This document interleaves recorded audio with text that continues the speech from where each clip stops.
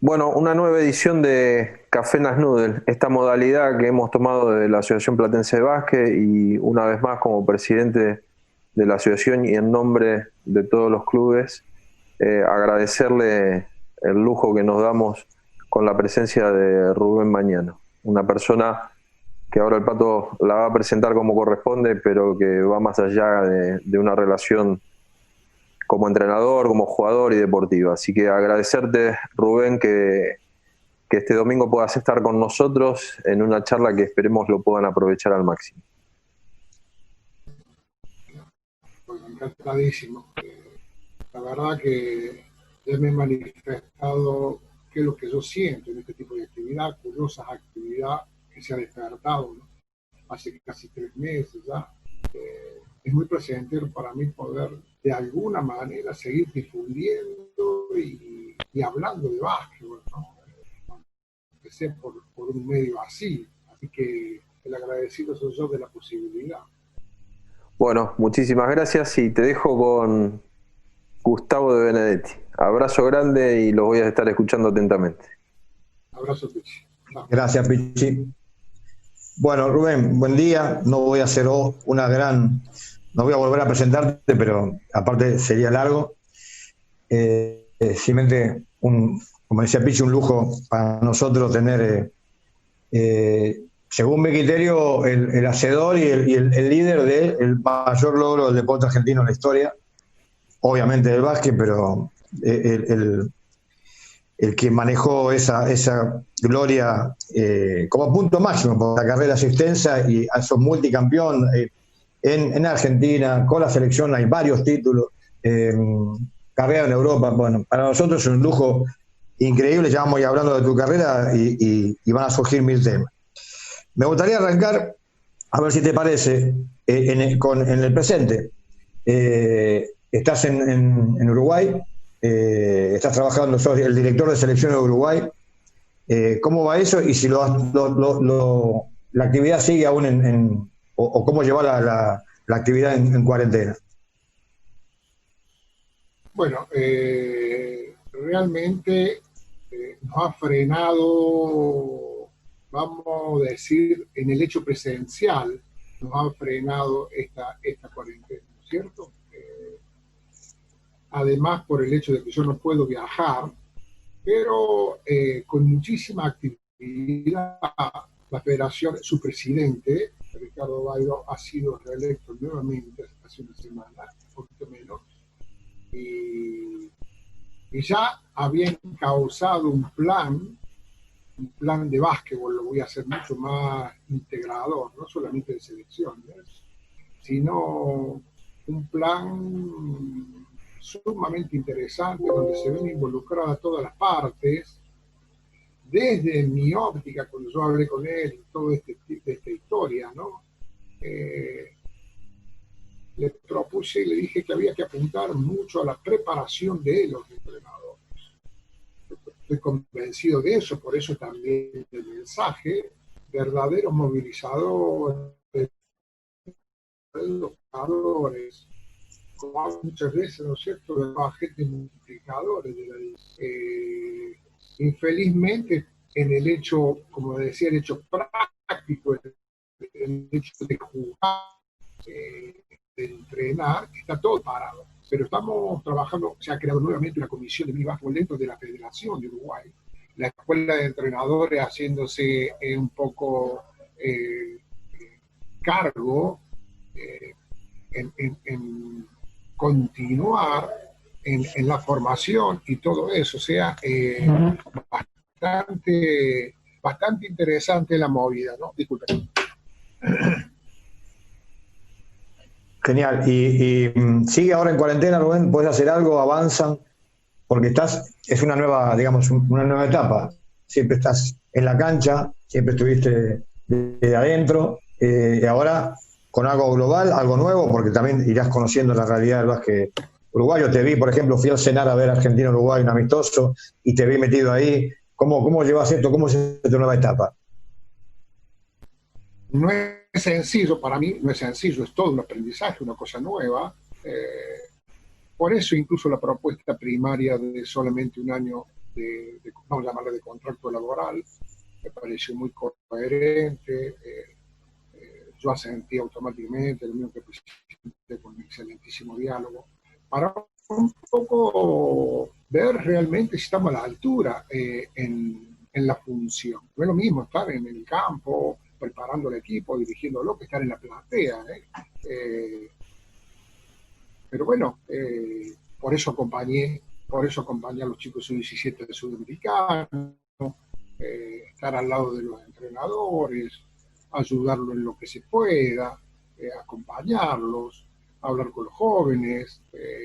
Indudablemente que esta cosa que se llama experiencia ayuda bastante, porque felizmente yo he tenido un paso por las divisiones formativas de la selección argentina bastante prolongado, bastante interesante, y a veces ayudan mucho a la hora de tomar una decisión, de dar un consejo, de charlar de básquetbol, ¿no? Es un poco ese acompañamiento.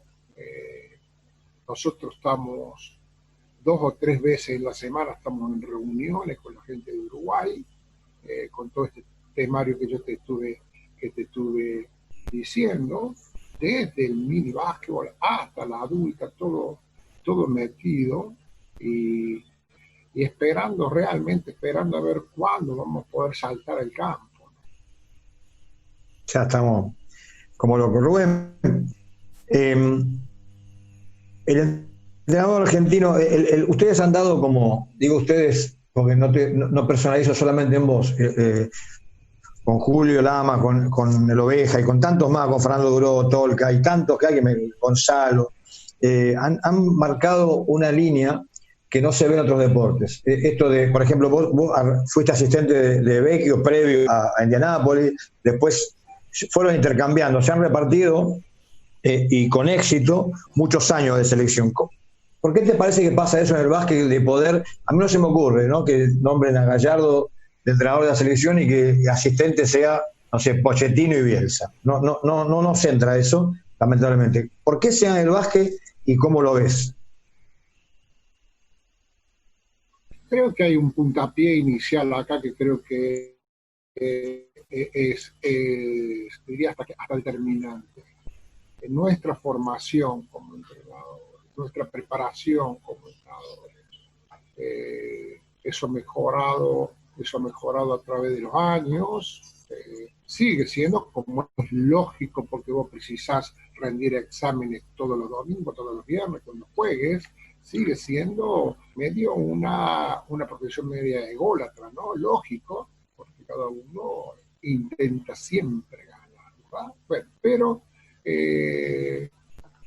estimo que se ha edificado una concepción muy interesante, que la selección argentina está por encima de los nombres. Por lo menos en lo que me ha tocado actuar a mí, esto era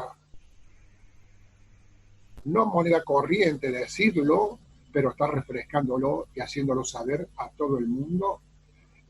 Y eso ha creado, no por mí, sino por lo que ha sucedido a través de los años, ¿no? Ha creado una suerte de salubridad dentro del ámbito de selecciones.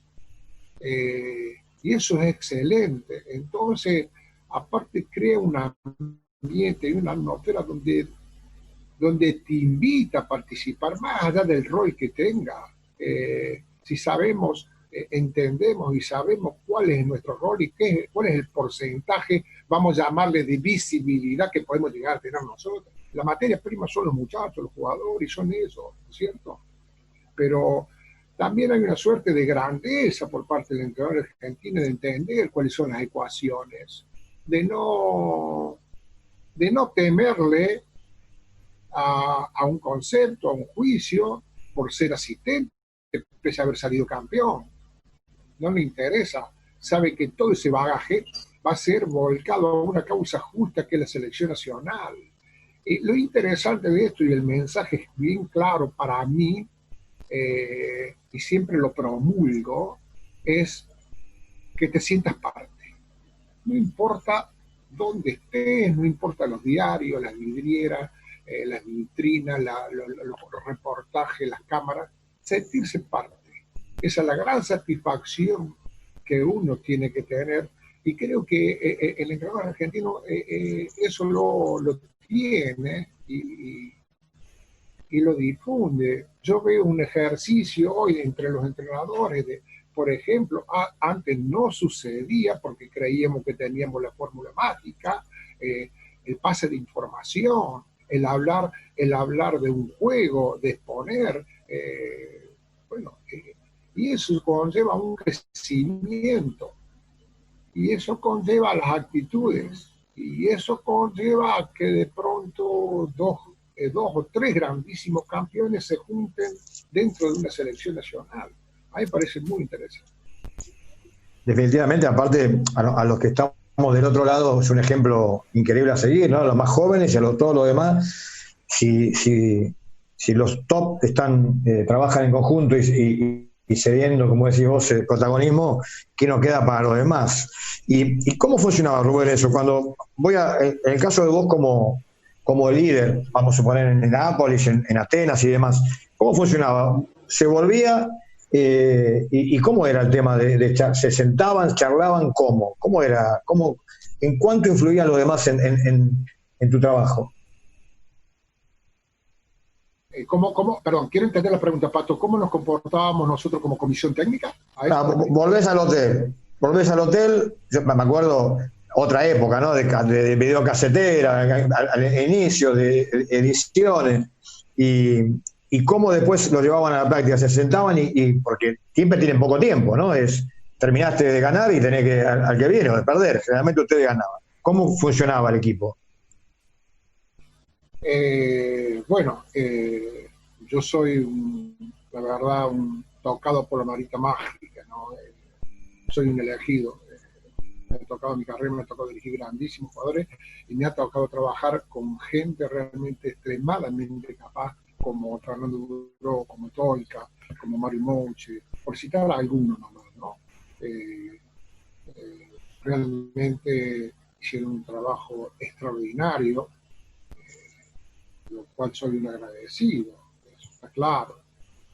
Pero ellos saben también que no necesita que yo lo esté nombrando, sé que los tengo muy presentes dentro de mí, ¿no? Nosotros regresamos, pero ellos ya tenían, porque el calendario indudablemente te ayuda a tener un material previo, o sea que tenés prehorneado, para utilizar un término gastronómico, tenemos prehorneado el rival que sigue, y lo único que queda sería, para situar a la gente, ¿no? Quedaría un juego, el juego del día o el del día anterior, para ya sí cerrar un poco el paquete de lo que significa un scout, donde lo mínimo teníamos el análisis de 3 juegos, los últimos 3 juegos, y con todo lo anterior que fue elaborado y masticado en toda la etapa preparatoria de un torneo, nosotros íbamos recibiendo ese material y se iba evaluando ese material y se iba editando y viendo por dónde íbamos a entrar al tema, ¿no? Una vez realizado este último toque, ese último juego, la comisión técnica, que básicamente eran Enrique y Fernando, me pasaban todo el material, tanto ofensivo, defensivo, características, porcentaje, e incluso Fernando me preparaba diariamente un dossier con toda la información que salía en todos los ámbitos, cosas realmente que yo muy poco miraba, porque estaba muy metido en la parte, más que la parte periodística, estaba muy metido en la parte del juego mismo. Pegaba algunas leídas, pero no me ocupaba muchísimo tiempo en eso. Este dossier también formaba parte del scout o de la presentación. En lo personal, yo me llevaba los 2 últimos juegos, me hacía hacer una copia de este último juego que mencionamos, o si el juego era posterior al nuestro, nos importaba la hora que me llegase ese juego posterior, o sea que yo masticaba un poco para corroborar incluso el material que me presentaba la comisión técnica. no por el hecho de tener dudas, sino porque creo que 3 entrenadores ven más que 2. Entonces, una vez masticado todo esto, nos juntábamos y exponíamos cuáles son los pros, los contras, cómo encarar situaciones de cosas cotidianas, planificaciones de entrenamiento, si hacía falta o no, bueno, pero se masticaba esto entre los que estábamos abocados al hecho técnico. Indudablemente que la decisión final, el martillo lo bajaba yo, ¿verdad? Pero yo he aprendido mucho a un trabajo interdisciplinario, realmente dejado en manos de profesionales, por eso son elegidos también, ¿no? En manos de profesionales el trabajo que le corresponde y confiando plenamente sin ver fantasmas, ¿no? Porque a veces los entrenadores somos acosados por fantasmas que no existen, pero creo que son las inseguridades propias de uno, más que de la existencia de esos fantasmas. Así que bueno, un poco así encarábamos si teníamos, por ejemplo, la posibilidad de entrenar a la mañana, todo lo que se había discutido y se plasmaba en el horario de la mañana eran 50 minutos, 50 minutos, se caminaban las cosas, tanto defensiva como ofensiva, y bueno, un poco es eso, ¿no? No, esa comunicación para con el jugador después, vos como siempre, ¿cómo fue tu estilo? ¿Poco? ¿Cómo crees que los jugadores están dispuestos a tomar esa información de día a día, ¿no? Ese pasaje sí, por mi experiencia en diferentes selecciones, creo que tiene muchísimo que ver con cómo fueron educados. Yo me di cuenta de esto en Brasil, por ejemplo, con los jugadores educados educados. Terminando su formación, sobre todo, o su formación, durante su formación, en el básquet europeo, cómo asimilaban prontamente y rápidamente incluso una cantidad de variables tácticas que a otros jugadores les costaba muchísimo. O sea que, es más, hay cosas curiosas, un jugador tácticamente muy inteligente, me dijo Rubén, va a tener que evaluar esto porque creo que hay muchos que no están al tono, y eso me trae a pensar en un gran aprendizaje para nosotros los entrenadores, no importa las edades, que se llama la interpretación. Nosotros tenemos que tener la certeza de que nuestros jugadores, vuelvo a repetir, no importa la edad, hayan interpretado cuál es la consigna que nosotros planteamos. Porque a veces entramos en los supuestos y esos supuestos te juegan una mala pasada. Para que haya un verdadero aprendizaje, tiene que haber una interpretación. Entonces, eso para mí es vital. Creo que en ese momento que este jugador me dice esto, yo hago un clic, es decir, estoy suponiendo y lo que yo menos debo hacer es suponer cosas. Bueno, y por eso te dije el tema al comienzo un poquito de la experiencia, que es un elemento bastante, te diría, hasta determinante, muy curioso. Los jugadores nuestros, los jugadores argentinos, tenían esa formación prácticamente 99, en Europa, solamente algunos no, donde no había impedimentos de consumir eso y ponerlo en la práctica. Te iba a preguntar eso, Rubén. ¿Notaste mucha diferencia entre, vamos a hablar de de 3 equipos top que vos tuviste como selección, Argentina, después Brasil y Uruguay. ¿Hay diferencias o tiene que ver con el contacto de cada uno con Europa? Tiene que ver con la formación. Eso no hay alternativa. Hay este elemento de la formación, de la preparación, del mensaje, es fundamental. Es lo que te pone el techo más cerca o más lejos. Nuestros jugadores, para dar un ejemplo, salían con un techo medio bajo y iban a Europa y tenían que, para llegar al techo, tenían que pedalearla en todos los aspectos. Si vamos a hablar de hechos tácticos, capaz que en la focalización, en la concentración, en el estudio mismo, en el preguntar, en el coraje, desarrollar el coraje para preguntar, porque no es poca cosa lo que estoy diciendo. A muchos les cuesta quedar expuestos ante una pregunta. Y una vez escuché a un entrenador, creo que un entrenador americano que había venido a Argentina, estaba viendo su clínica y comentó, dice, más vale quedar tonto por un segundo que quedarte tonto para el resto de la vida, por el temor a preguntar. Bueno, creo que las diferencias pasan por ahí. No por nada tienen el nivel de competencia que tienen. O sea, es una cosa lógica.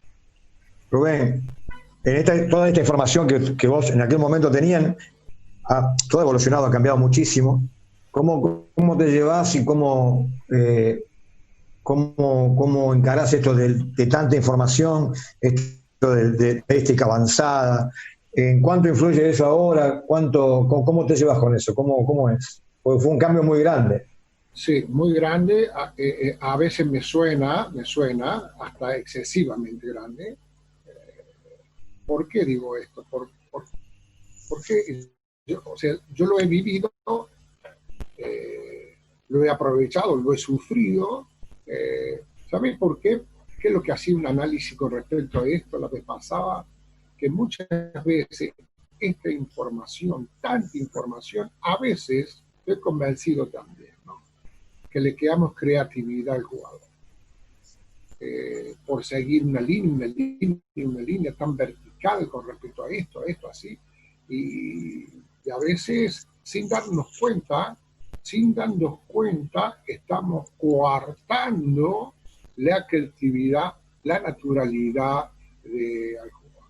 Es cierto, y convengamos que hay cosas que no están escritas en ningún libro, no le vas a encontrar en ningún DVD, ni en ninguna clínica, y que es el límite entre la libertad y el libertinaje para jugar.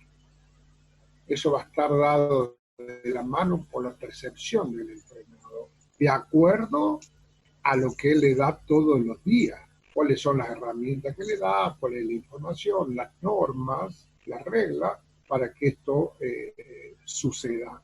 Entonces, esto de la informática, creo que ser muy cauto.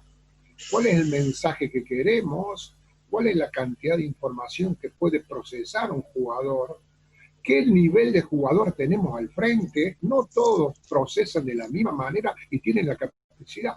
No es porque no quieran, es porque no pueden o no saben. Qué diferente. Y eso tenemos que estar atentos, muy atentos.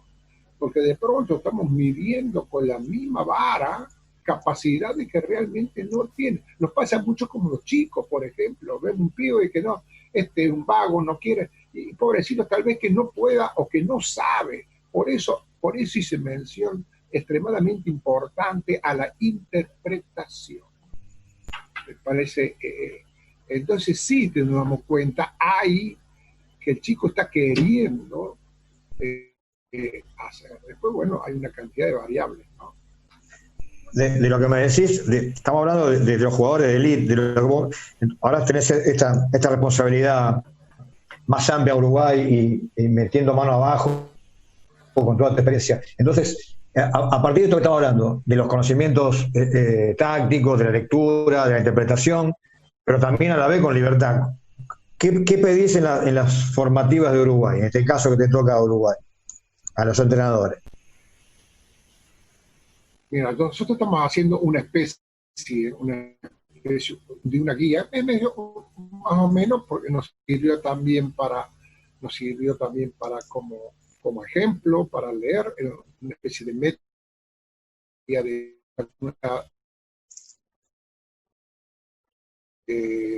para los entrenadores, también muy de la mano con la Escuela Nacional de Entrenadores, ¿sí? Hay una palabra que la mencioné varias veces y es el punto número 1, que creo que es la preparación, fundamental. Un poco lo que me suena muchísimo también es el respeto hacia las personas que tenemos al frente, de las diferentes edades, ¿no? Respetar en todo el espectro las edades evolutivas que tiene cada chico, cada jugador. Saber cuáles son los objetivos, de pronto plantearse objetivos mínimos de alcance en las distintas categorías, ¿verdad? Yo ahí tengo mis apreciaciones al respecto, un poco por las vivencias que me han tenido en toda mi época de entrenador de formativa. Sigo sosteniéndola, por más que haya cambiado muchas cosas. Eso creo que es un elemento fundamental. Y bueno, Pato pasa un poco fundamentalmente por esta preparación de todos los aspectos del juego, de acuerdo a las edades, ¿no?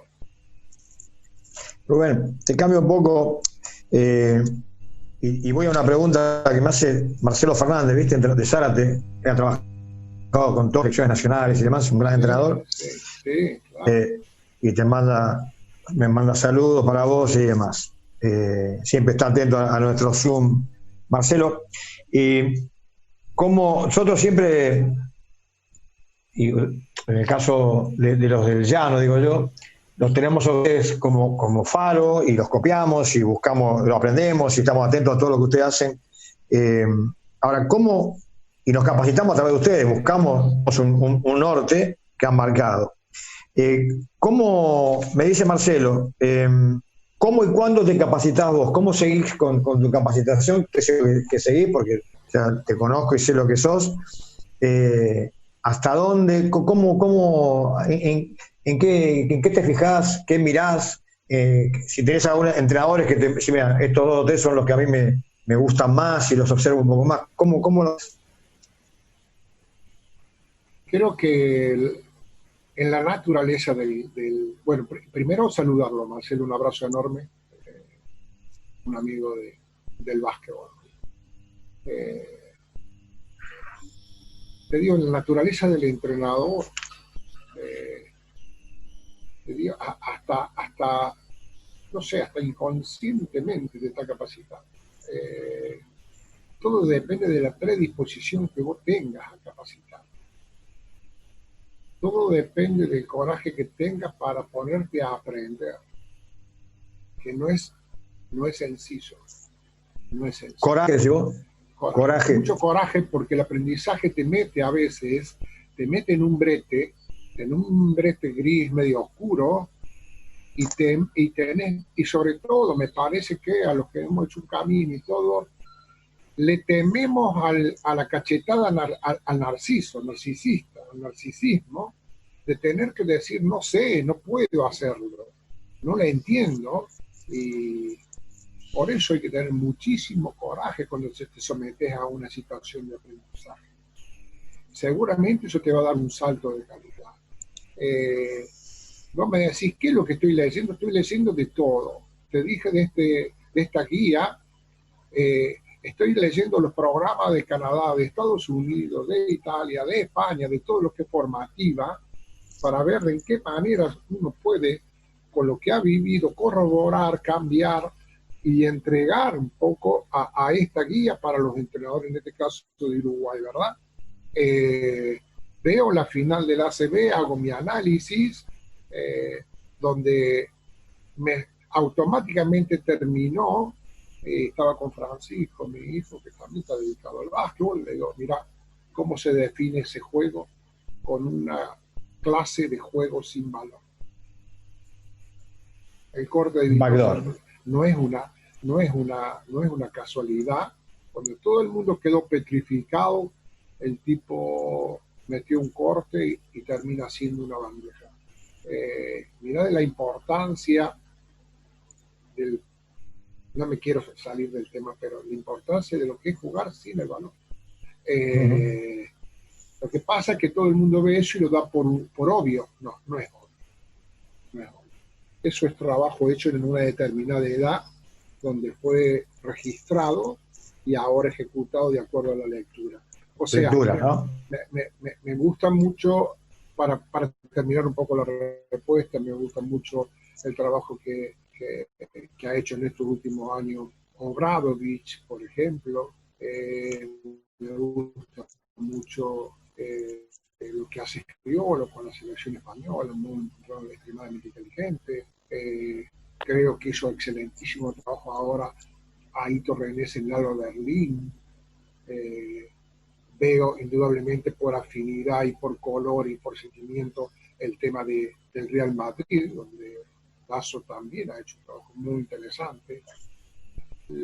Lo que he tenido en mi vida como entrenador, yo no me he encasillado a un entrenador y voy a hacer o copiar. No, yo voy a analizar y ver realmente si me place o no me place y adoptaré o tomaré alguna sugerencia, vamos a llamarle óptica, por lo que estoy viendo, ¿verdad?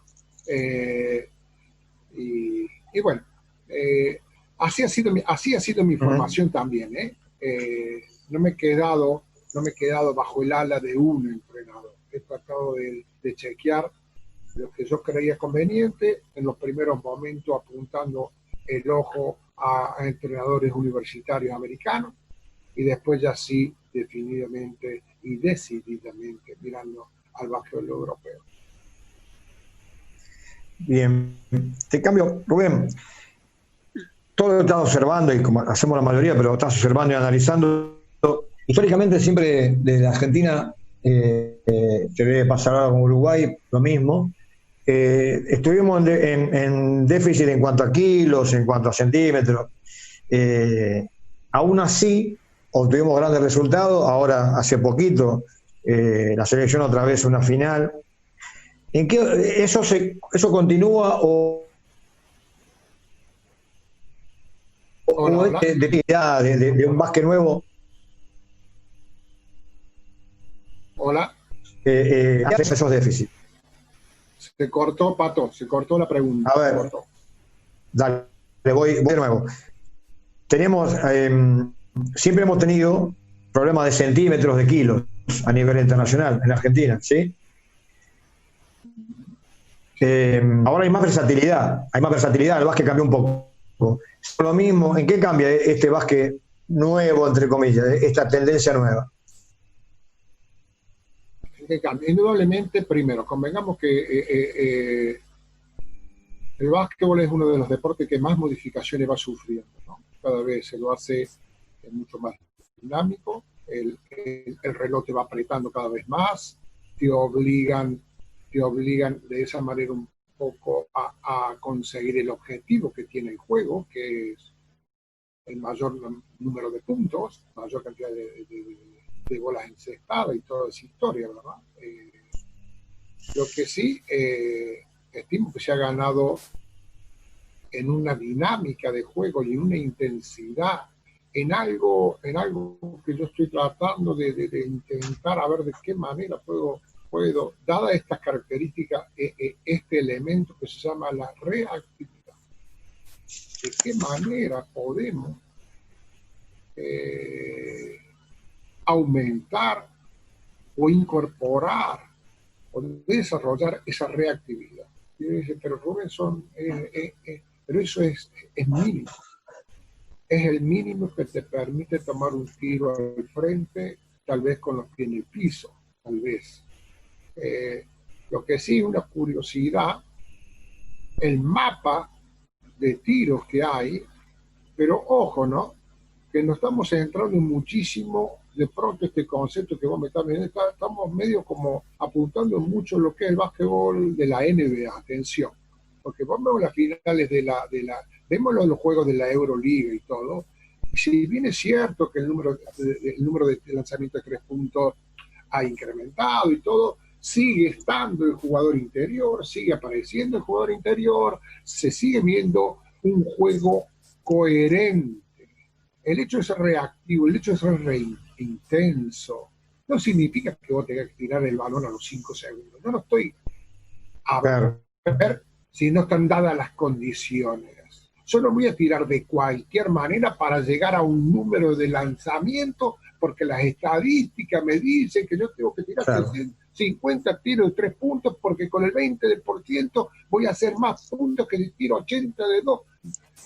Yo no me caso con esa. No me caso. Si hay que tirarlos en esa cantidad de tiempo, se tirará porque las condiciones están dadas para tirarlos. Si no, también podemos tirarlo a los 22, 23 segundos. ¿Cuál es el problema? Tengo una consulta, Rubén. A ver, sí. El partido Argentina-Serbia, ¿no? Últimos 4 o 5 minutos, la figura, un talentoso, un gran jugador como Jokic, fuera de la cancha. Salvo que haya habido algo físico que yo no conozco, me llamó mucho la atención. Tiene que ver con la versatilidad, con lo que lo ponía Argentina, Argentina con jugadores más bajos y versátiles. ¿Qué ha cambiado? A eso me refiero, ¿no? La verdad que no me cuesta darte una respuesta, sobre todo porque está haciendo alusión a un jugador que no estaba presente, y vos sos entrenador y sabes perfectamente que hay un sinnúmero de variables que pueden llegar a ser para que ese jugador, desde un malestar físico de él, o anímico, lo que sea, hasta una cantidad de inconvenientes que se pueden haber suscitado, por lo cual el tipo tuvo que estar sentado ahí. No tengo ahora las imágenes registradas de este tiempo que vos me decís, pero sí estoy convencido, por un poco así, haciendo un poco memoria, de la situación de incómodo que lo puso Argentina a Serbia, siendo extremadamente agresiva. El juego exterior argentino realmente fueron unos kamikazes, fue asfixiante, y ese incómodo creo que es lo que en definitiva le permite ganar el juego. Una agresividad realmente de excelencia, una defensa de excelencia, donde disimula aquel factor que vos mencionabas de los kilos y de los centímetros, ¿no? Porque ningún jugador jugó limpio, cómodo, como para poder usufructuar el teórico mismatch de altura y mismatch de peso, vamos a llamarle así, ¿no? Pero atribuyo mucho a esa agresividad, ¿no? A salir a buscar el juego. Rubén, te llevo un poco para atrás, a momentos increíbles. Aquel equipo, después te voy a preguntar alguna otra cosa que he escuchado de los jugadores, increíbles, de esa confianza que vos tenías en el equipo y demás, sobre todo con Estados Unidos y demás. Pero te pregunto, en lo personal, ¿sos de volver a ver aquel equipo? ¿Volviste a ver aquellos partidos?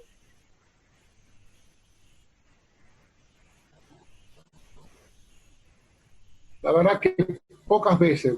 No es que estoy mirando juegos. Me resultó curioso porque estaba haciendo el análisis de algunas cosas. Estuve viendo el importantísimo partido de Alemania-Argentina del 2002, la semifinal. Veía que se lesiona Ginóbili. Vi de qué manera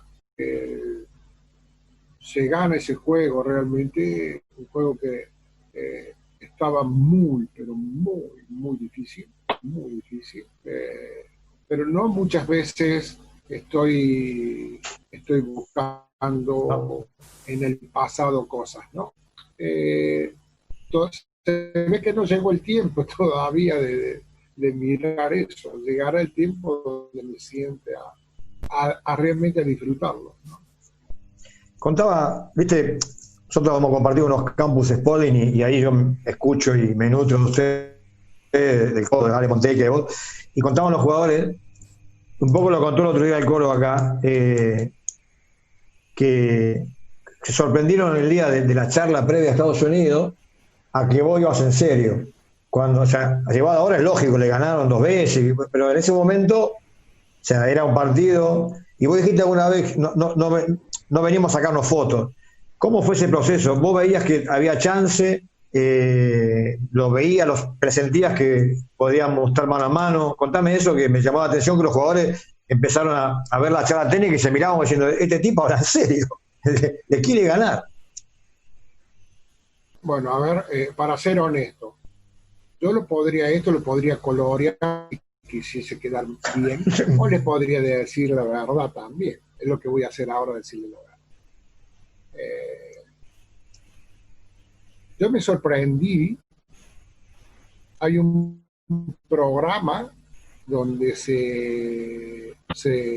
del aniversario de los 10 años del triunfo, creo que lo da ESPN, de los 10 años del triunfo de Argentina y Estados Unidos en Indianápolis. Y ahí yo me desayuno con un montón de declaraciones, para mí muy curiosas, me sorprendieron, porque yo estaba reconvencido, mal convencido, de que estábamos todos con el cuchillo entre los dientes.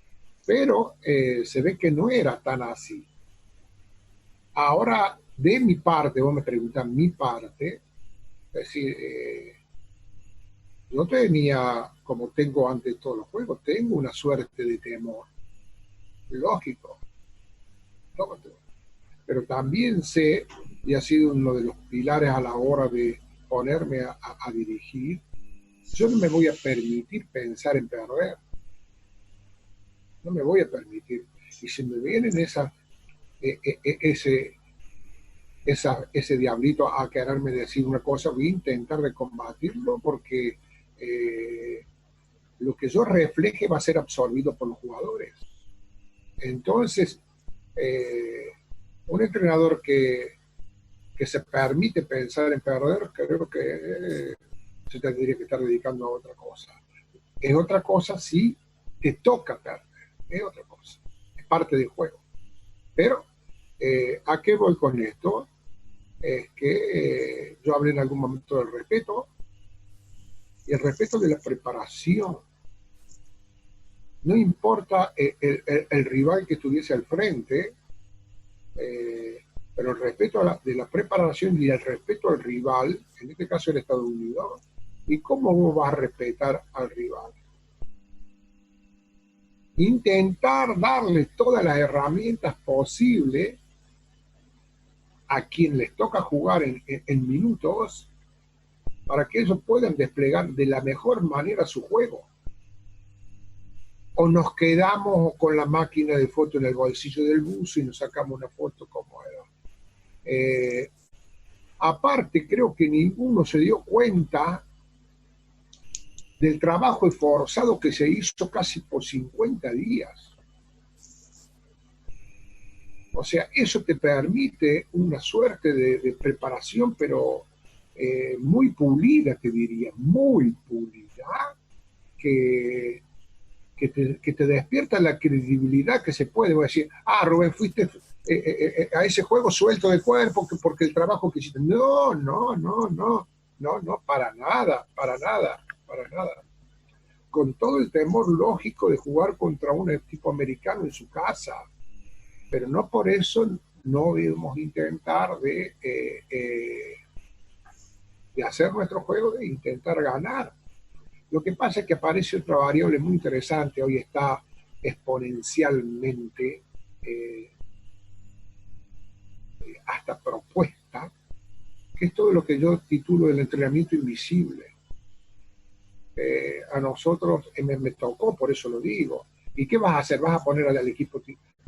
¿Los vas a hacer jugar a todos? ¿Vas a ingresar con con todos los jugadores, porque al otro día teníamos que jugar el partido, sí que no iba a dar continuidad o no iba a sacar, que iba, y toda esa información hacia el entrenamiento. Hoy sería nefasto, porque hoy por hoy las redes y todo, a pesar de que también los jugadores se educan también bajo el manto de este tipo de situaciones sociales, ¿no? O sea, también había en el ambiente una especie de falta de credibilidad hacia. Yo tenía, desde mi punto de entrenador, tenía la seguridad de que nosotros habíamos trabajado.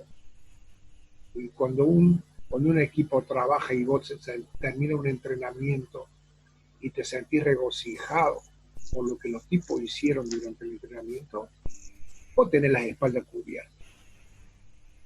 O si te toca caer, no es tan doloroso porque sabes que hiciste todo lo posible para salir a ganar.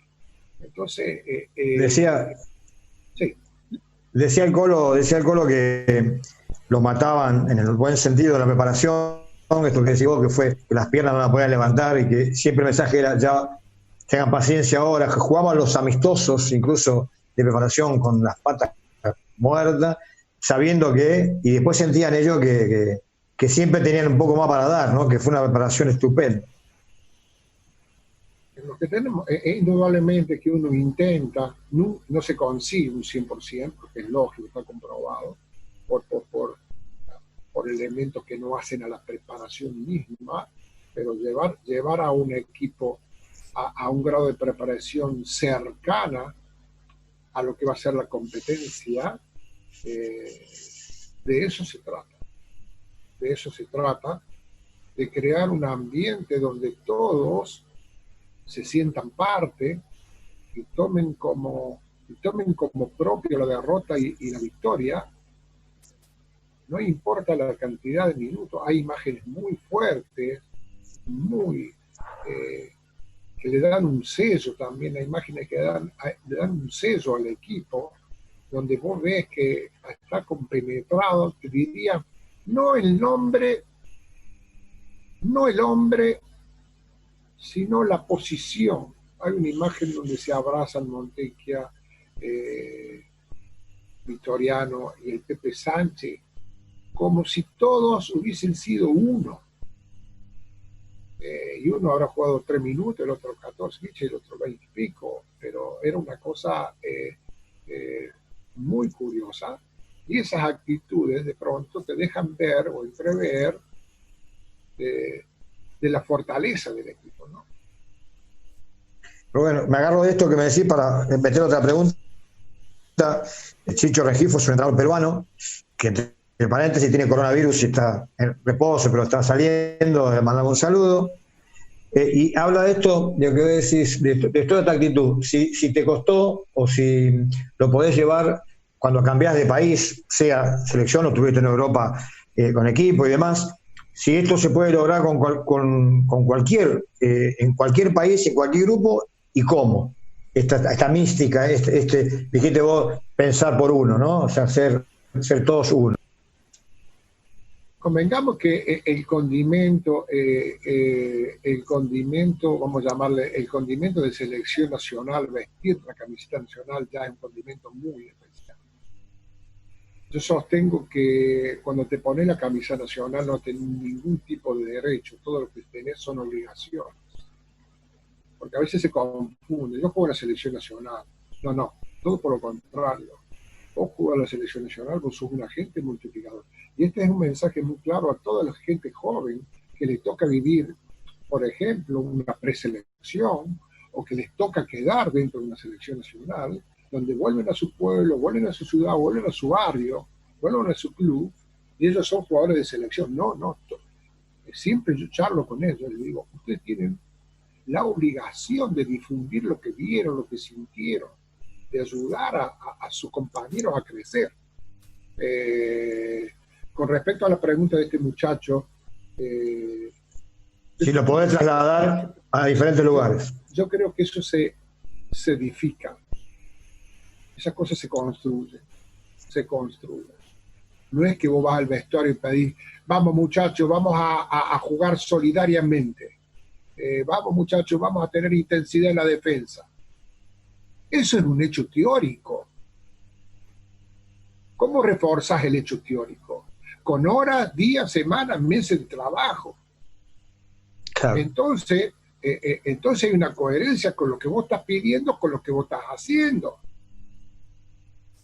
Es vital.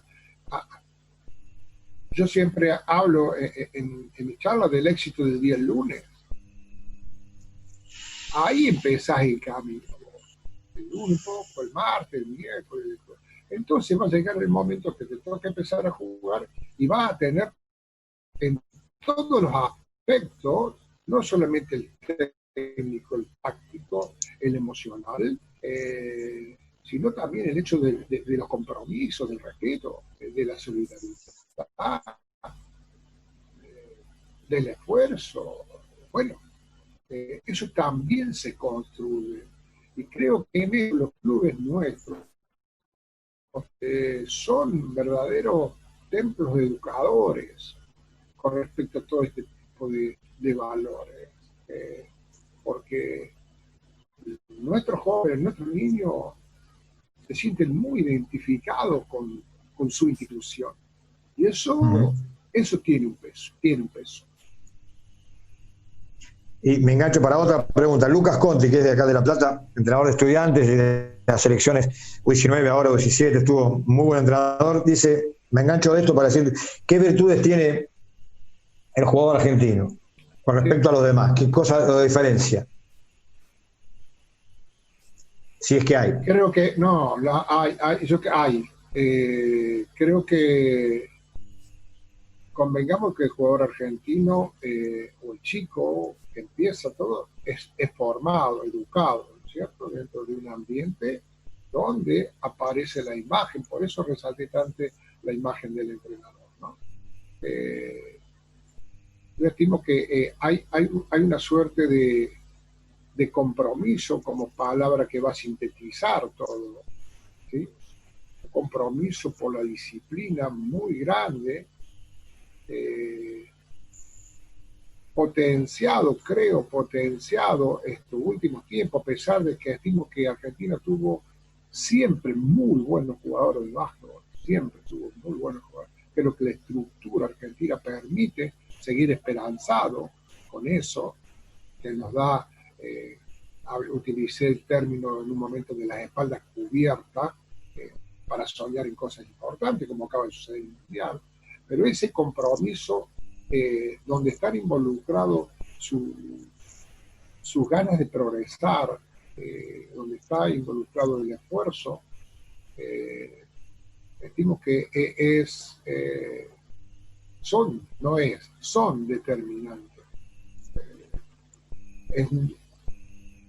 El joven argentino lo veo como el que quiere un poquito más siempre, es que aquel de pronto que la adversidad no lo ataca ni lo golpea, es una persona, nuestros jugadores son personas creo que muy desafiantes en búsqueda de un objetivo, ¿no? Veo que esto alimentado indudablemente por un anhelo o por un sueño primario, lógico, pero que muchos de ellos alimentan ese sueño porque y en estos últimos años tal vez potenciado por todo ese legado y todo, que no es poca cosa, hay una vitrina, sí. Ahí donde están, dentro de esa vitrina hay muchos personajes donde ellos echan mirada. Creo que hay una capacidad de escucha también, ¿no? Y de poder ver cómo fue el proceso, tal vez de copiar bien, pero para resumir esto, creo que la palabra compromiso me parece que es la más interesante. Vos hablabas ahí de que son desafiantes, de cómo hacer una rebeldía bien entendida, pero también a la hora de conducirlos es un tema a llevar.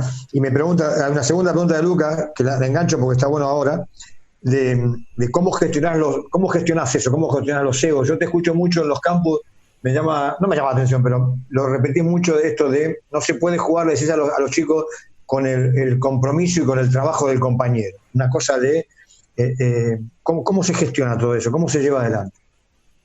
Sí, un poco el título es no se juega con el esfuerzo del compañero. Con el esfuerzo del compañero. Yo recién hablé a través de la pregunta del chico de Perú, de la construcción,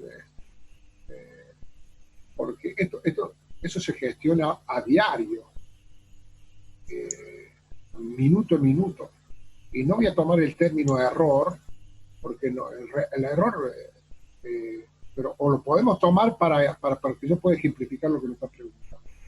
El error no solamente se observa y se dice, sino que se trabaja sobre el error para mejorar. En este tema de las actitudes que estamos hablando, también se trabaja. Se hace un parate.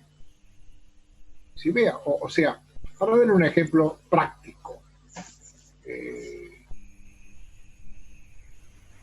yo me doy cuenta cuando un jugador defensivamente no se quiere poner en una falta en ataque, que le escapa, vamos a utilizar un término vulgar, le escapa el bulto. Entonces yo ahí paro, porque hace 40 segundos atrás un compañero de él se puso en una falta en ataque y recuperó la pelota. Me acuerdo patente, y haciendo alusión a esto, me acuerdo patente una final panamericana, sub-21, en Ribeirão Preto. Argentina le gana a Estados Unidos. Y en la charla técnica hubo ítems, de acuerdo a lo que nosotros habíamos evaluado del equipo americano, hubo ítems que nosotros teníamos que recuperar el balón con 4 o 5 faltas ofensivas. Y así pasó. Recuperamos 4 o 5 balones claro, ellos están acostumbrados a ir para adentro, y nosotros sabíamos eso. Entonces, pero por eso también el término aquel del coraje que yo hablé, coraje al aprendizaje. Creo que todo eso se gestiona e indudablemente que nuestra preparación y nuestra capacidad va a permitir, porque no a todo el mundo va a poder llegarle de la misma manera.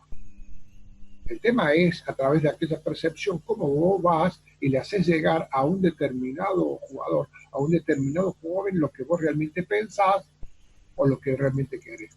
Hay cosas que creo que las tenés que parar y mencionarlas sin herir susceptibilidades, lógico, haciendo saber que eso es un aprendizaje de equipo, pidiendo disculpas por utilizar el nombre propio, tal vez, o haciendo una salvedad, que voy a utilizar el nombre propio, pero esto es un aprendizaje de equipo. Entonces, está mencionado, está hablado, está trabajado. Entonces, ¿por qué no gestionarlo? Entonces, creo que no hay mucha discusión en esto, porque las personas se van manifestando incluso desde que llegan al club, cuando empiezan a entrenar, son los momentos para realmente crear los cambios de conducta y ampliar su campo de acción. O lo vamos a hacer, eso lo vamos a exigir solamente a la hora de jugar. Claro, tal cual. Agarra rebote, me enojo, agarra rebote, rebote. Ok, siempre utilizo este ejemplo. Trabajamos el rebote como realmente merece ser trabajado para que no sucedan las cosas que exigimos o que protestamos, que exigimos durante un juego, o lo damos por implícito al rebote.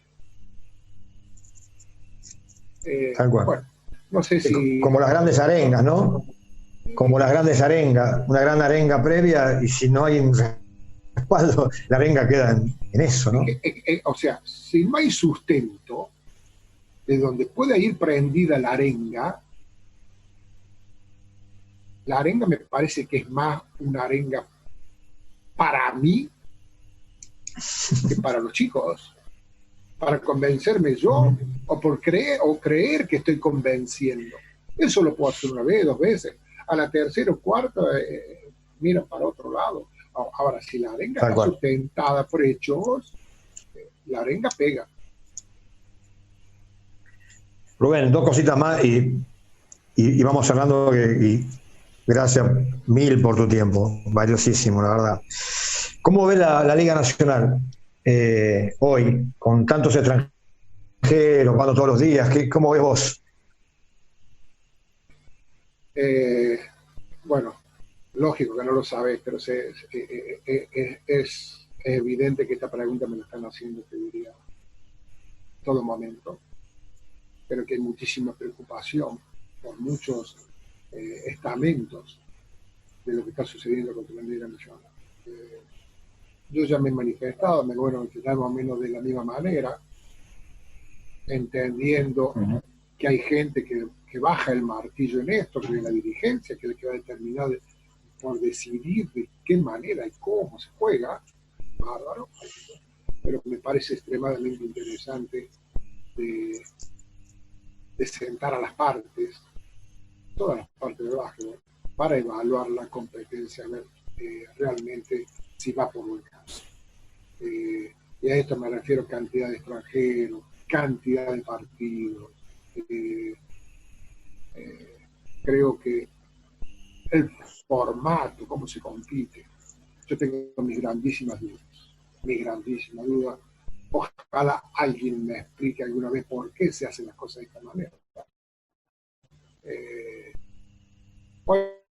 Mira, justamente me despertaba, voy a decir, te decía, hasta inconscientemente uno está pensando en básquetbol, me despertó de la estructura de la liga, cómo será mejor para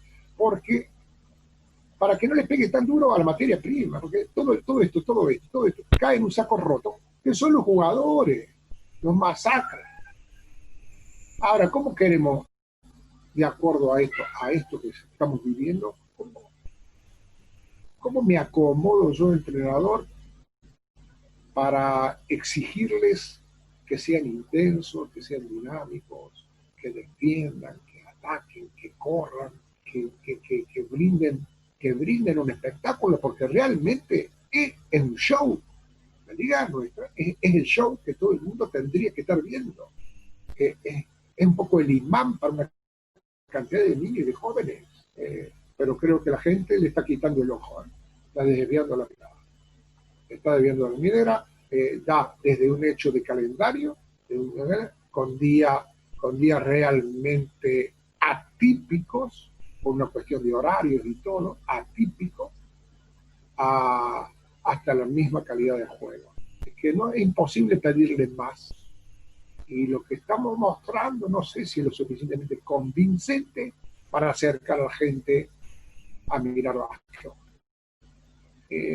Pero esto se soluciona teniendo una humildad inteligente, como mencioné alguna vez de nuestros jugadores de la selección nacional, la humildad inteligente de sentarse con las partes, evaluarlas bien profundamente para ver cuál es la solución. Porque las grandes potencias, incluso desde donde fue inspirada la Liga Nacional, ven la cantidad de partidos que juegan, desde la manera en que juegan, todo. Claro. Se ve que no hemos olvidado, y tal vez estemos mirando para la NBA. Y la NBA 2 meses antes tienen todos los tickets vendidos, qué sé yo, me supongo así. ¿Cuál es el problema que tiene? Creo que estamos mirando, me parece que estamos mirando medio errado. Bueno, sí, de acuerdo. Rubén, para cerrar, estás ahora, como hablábamos al principio, en Uruguay. ¿Cómo te gustaría seguir? Yo te veo con una energía, te veo en los campos con chicos que por ahí los veo 2 días, no los vas a ver más, con una energía, con ese fuego sagrado a full todavía. ¿Cómo te ves vos? ¿Qué te gustaría? ¿Cómo te gustaría seguir? Sos un tipo que podés aportar muchísimo en donde sea. ¿Te gustaría dentro del básquet todavía? O más pensando en el deporte en general, como entrenador? ¿Cómo te ves en los próximos años? ¿O cómo te a vos que fueran?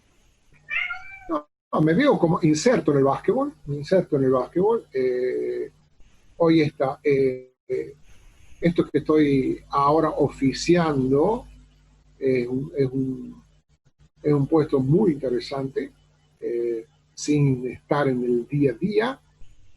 Y también me veo poniendo en la balanza una cantidad de aspectos de mi vida familiar, personal, que indudablemente tienen un peso.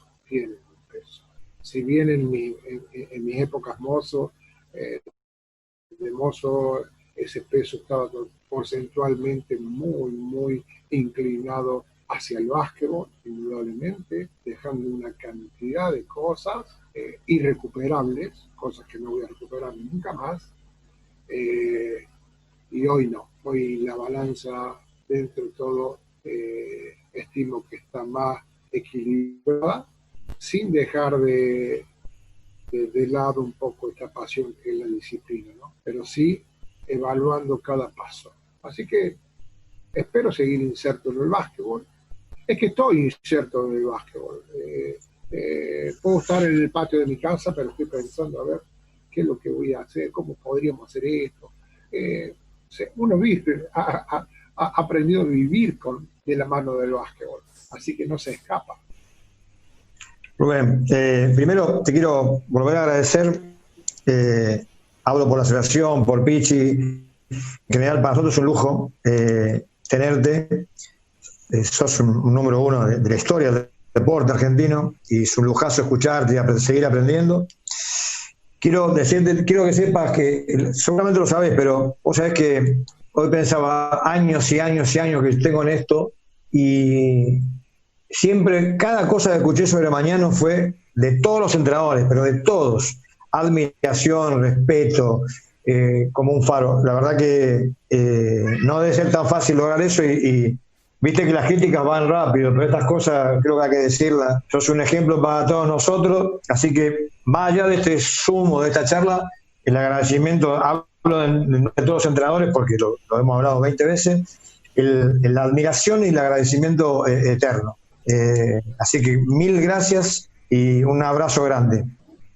Bueno, realmente un poco me conmueve, ¿no? Indudablemente me siento orgulloso, pero también es una suerte de otro empujón más para buscar un nuevo desafío y seguir para adelante, ¿no? Leía una vez por ahí una cosa muy interesante, que cuando empezás a cambiar los recuerdos por los desafíos, empezás a envejecer. Y yo la verdad que no tengo mucho ánimo de envejecer. Así que bueno, vamos a ir para adelante, agradecido por tu palabra. Y un abrazo a toda la gente de La Plata. Y, bueno, que cuando me ha tocado estar, me han tratado muy bien. Pichi, un abrazo y a toda la gente, ¿no? Me parece muy interesante el nombre del programa, haciendo mención a León, también no es poca cosa, también una especie de música inspiradora para todos. Bueno, un abrazo. Gracias, Rubén. Eternas gracias.